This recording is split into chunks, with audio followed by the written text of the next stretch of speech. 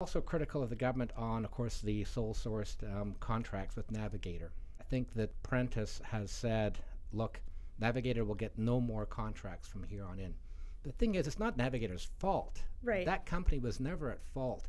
It was the government did not follow through its own rules dealing with giving sole source contracts. Just for people who maybe don't know, can you just tell me who Navigator is? Right. Navigator is a consulting lobbying.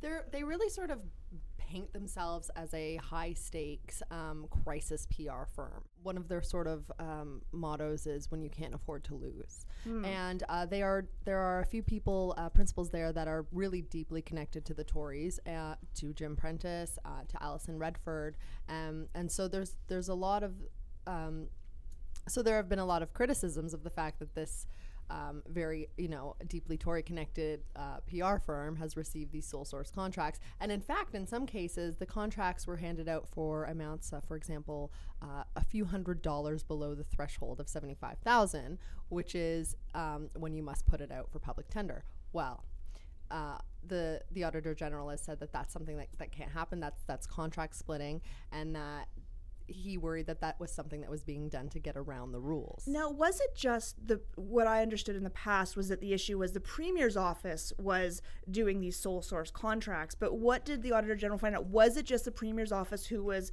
using Navigator for sole source contracts? Well, no, it's both. I'll go. First of all, you're right. A bit of background here. The Navigator, of course, was given contracts by the Premier's office when it came to the floods in Calgary in 2013. They got over $300,000 worth of contracts. But also, the Auditor General found out that the Minister of Health, the former Minister of Health, that is, was giving out contracts as well. He was actually telling his department, you will deal with Navigator. And Fred Horne is no longer Minister of Health, which explains why maybe he's not in cabinet, because he was actually directing his department to give contracts to Navigator. It's worth asking, did the Auditor General say that this particular company had done anything inappropriate? No, that's what I'm saying. He's saying no. Navigator's blameless in this. Yeah, the problem isn't Navigator. The problem is the government departments handing over contracts to this company. The government did not follow its own rules.